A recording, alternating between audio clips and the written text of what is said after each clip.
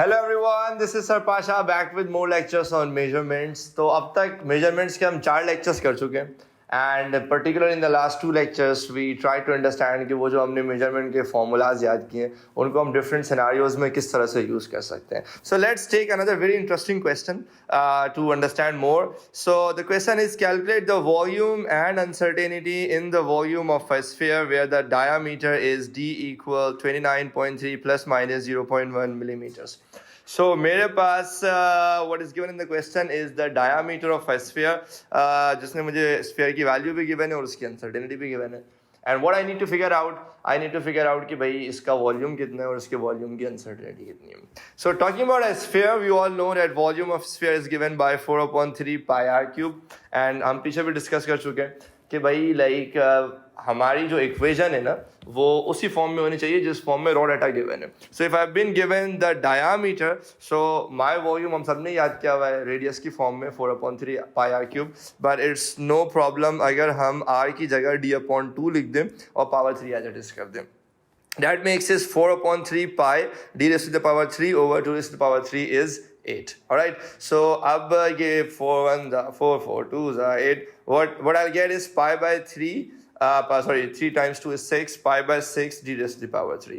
So our volume is pi by 6 d raised to the power 3. So all I need to do is just put in the values of diameter, which is given to me as 29.3. So pi by 3 diameter is pi by 6 diameter is 29.3 whole raised to the power 3, and the answer is 1310.47 millimeters cube. अब देखो भैया volume तो कोई भी निकाल लेता है, volume का इक्वेशन यूज करके वैल्यू पुट करके आंसर निकालना तो एक शायद क्लास 7 का बच्चा भी कर ले। व्हाट इज इंपॉर्टेंट इज कि सर आखिर अनसर्टेनिटी कैसे निकलेगी। अनसर्टेनिटी निकालने के लिए हमारे पास लिस्ट ऑफ फॉर्मूलाज हैं जो आपके सामने मैं दोबारा रख देता हूँ, जो that should behave as like cards for you, कि आपके सामने वो फॉर्मूले कार्ड्स की तरह हो and you need to decide which is the best fit for this equation.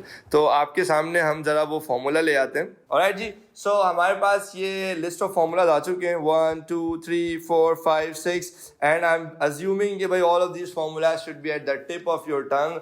अब डिसाइड ये करना है कि भाई जो मेरी इक्वेशन है volume equal pi by 6 g raised to the power 3, वो इन 6 इक्वेशंस में से सबसे ज्यादा बेस्ट फिट किसके साथ है, ऐसा ही है।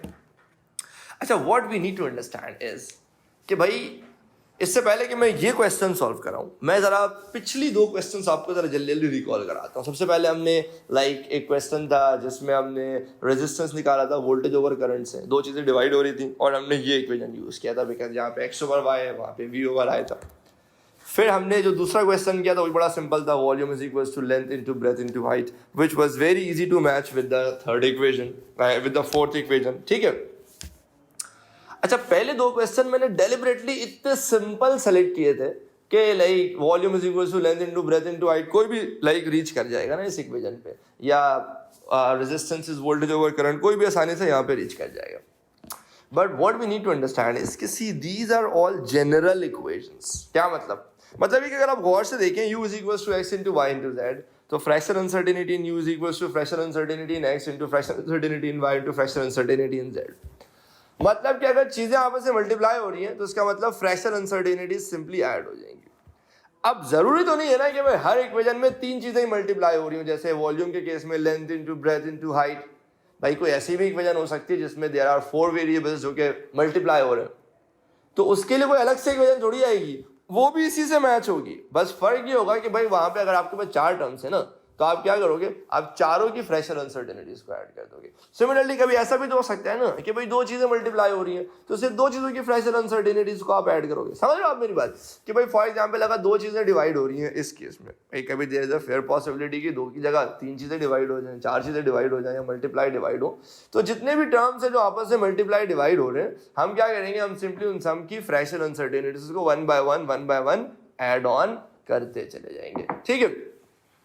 अब सिमिलरली अगर मैं इस इक्वेशन की बात करूं तो आमतौर पर 2 परसेप्शन डेवलप होते हैं। सर क्योंकि इसमें कांस्टेंट है पाई बाय 6, इसमें भी कांस्टेंट है, तो क्यों ना इस थर्ड वाली इक्वेशन से इसको कंपेयर किया जाए, विच इज रॉन्ग। हम इसको थर्ड इक्वेशन से कंपेयर नहीं कर सकते। वाई? बिकॉज जो मेरे पास वेरिएबल है ना डायामीटर, उसके ऊपर पावर है विच इज 3, जबकि यहाँ पर मेरे पास जो भी वेरिएबल है वो सिंपली एक्स है, उसके ऊपर कोई पावर नहीं है। जो पावर वाला केस है ना मेरे पास सिर्फ आखिरी है which is simply u is equal to c times x to the power p y to the power q over z to the power r। तो इसके लिए जो बेस्ट मैच है ना वो ये वाली इक्वेशन है। अब आपके दिमाग में एक सवाल ये आ सकता है कि सर बट यहाँ तो सिर्फ एक ही वेरिएबल है और उसकी पावर है, बट यहाँ पे तो सर x भी है, y भी है, z भी है, x की भी कुछ पावर है, y की भी कुछ पावर है, z की भी कुछ पावर है। और हमारी जो इसकी इक्वेशन है, जो अनसर्टेनिटी की इक्वेशन है, that is fractional uncertainty in u is कि भाई अगर x की पावर p थी तो p times fractional uncertainty in x, अगर y की पावर q थी तो q times fractional uncertainty in y, अगर z की पावर r थी तो r times fractional uncertainty in z। अब यहां पर सिर्फ एक ही वेरिएबल है ना d की पावर 3, तो फिर मैं सिर्फ उसी की पावर को पहले लिख दूंगा, यानी जो भी वेरिएबल उसकी जो भी पावर है वो पहले कोफिशिएंट बना दूंगा और फिर fractional uncertainty as it is. जरा सांसों को थाम के तसल्ली सिर्फ देखिएगा कि मैं कर रहा क्या हूं। अगर मैं लिखूं कि fractional uncertainty in v is equal to plus minus 3 times fractional uncertainty in d over d, तो याद रखिएगा इस वॉल्यूम के इक्वेशन के ऊपर बेस करके इस वॉल्यूम की फ्रैक्शनल अनसर्टेनिटी की इक्वेशन बस यही है और कुछ भी नहीं है, which is fractional uncertainty in v is equals to plus minus 3 times fractional uncertainty in d। सबसे पहली चीज 3 क्यों आया? क्योंकि d की पावर 3 थी। रूल ये है कि जिस भी वेरिएबल की जो भी पावर होगी वो कोफिशिएंट बन जाएगा। यहाँ पे देखो x की पावर p थी तो p fractional uncertainty in x का कोफिशिएंट बन गया, y की पावर q थी तो q fractional uncertainty in y का कोफिशिएंट बन गया। तो यहाँ पे d की पावर 3 थी ना तो 3 फ्रैक्शनल अनसर्टेनिटी इन d का कोफिशिएंट बन गया, यानी उससे पहले आ गया, उससे मल्टीप्लाई हो गया। पहली बात। दूसरी बात, सर यहाँ पे जो कांस्टेंट है इसका क्या करना है? इस कांस्टेंट के साथ वही करना है जो जिंदगी भर आपके साथ हुआ है, यानी इसे इग्नोर कर देना है। अगर ये कांस्टेंट है π/6, ठीक है।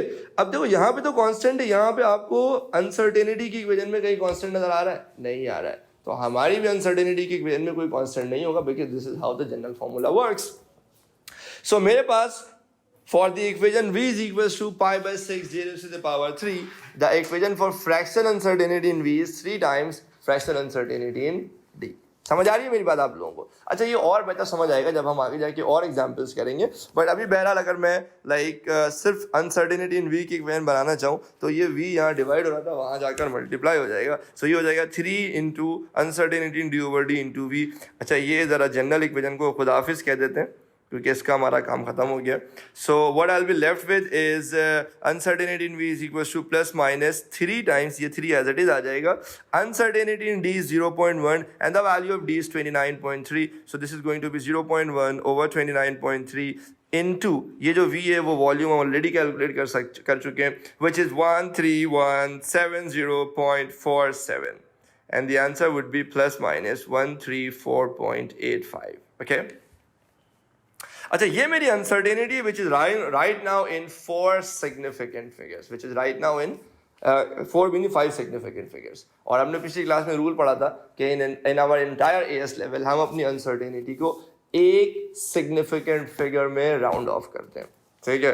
अच्छा, 134.85 को अगर मैं राउंड ऑफ करूंगा तो that should be rounded off to 1 significant figures as 100। Okay, so the uncertainty can be rounded off to plus minus 100 millimeter cube that have been rounded off to 1 significant figures।